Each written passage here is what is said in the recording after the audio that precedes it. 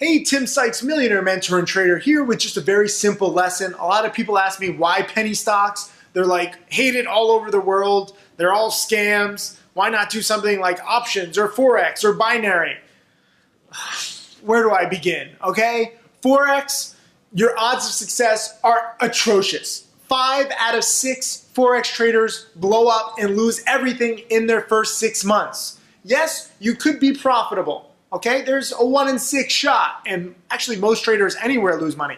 The problem with Forex is that you use vast amounts of leverage. So when you lose all your money, you can also go into debt, and many people do because Forex is the biggest, most liquid market in the world. So that means you have the smartest, richest people in the world as your competitors. Big time hedge funds, very good proprietary traders who have made millions, tens of millions, hundreds of millions, maybe even billions of dollars in trading. I don't want to compete against that. And plus the markets move so fast based on news that you don't have access to. There's no edge whatsoever. The key to my success in penny stocks is that because the whole world hates on it, I'm very thankful. Only people who trade penny stocks are like degenerates. Like they think that these penny stocks are going to be the next Microsoft.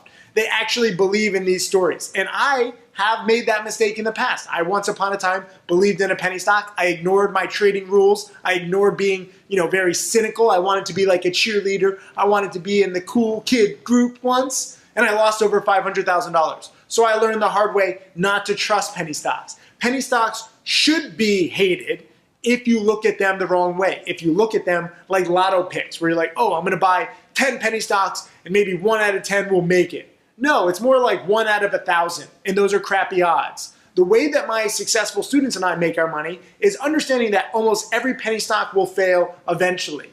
And yet, there's enough volatility up and down to profit a little bit. Made 10% here, 20%, 30% here. We don't have the competition that Forex has. Options, we had an options newsletter on Profitly. It's very difficult because you cannot cut your losses quickly. Rule number 1 for me in penny stocks is cut your losses quickly. If I'm wrong, I lose 1, 2, 3, 4%. I don't let a small mistake turn into a potential big disaster. With options, it's impossible. There's not enough liquidity. So we had an options newsletter on Profitly. A lot of people were like, oh, this is great. I made like 75 grand. I made 40 grand. And then, a day later or a week later, they're like, I need to cancel. And I was like, what's wrong with you? You just sent me an email. You made 75 grand. This should be the best newsletter ever. They lost 200 grand a little while later. You cannot control your losses. They move too fast. And binary options are a scam, okay? They are getting outlawed in more and more countries. The companies that do binary, they're getting shut down, or they're overseas. They're based in like Cyprus. They're based in these tax havens where it's very difficult to sue the company. You sign away pretty much your entire life in these forms. The odds of you winning are so low. The people who do binary, these binary brokers, they are laughing.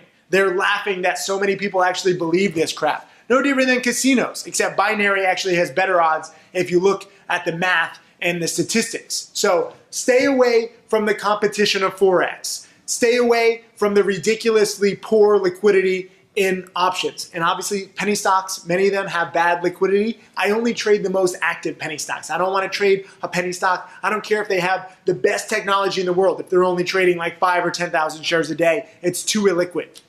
And stay away from binary completely. And to those of you who are binary options brokers, or if you're like the one guy who made it, God bless you. But for the majority of people, you have to recognize the ins and outs, pros and cons of each market. There's always going to be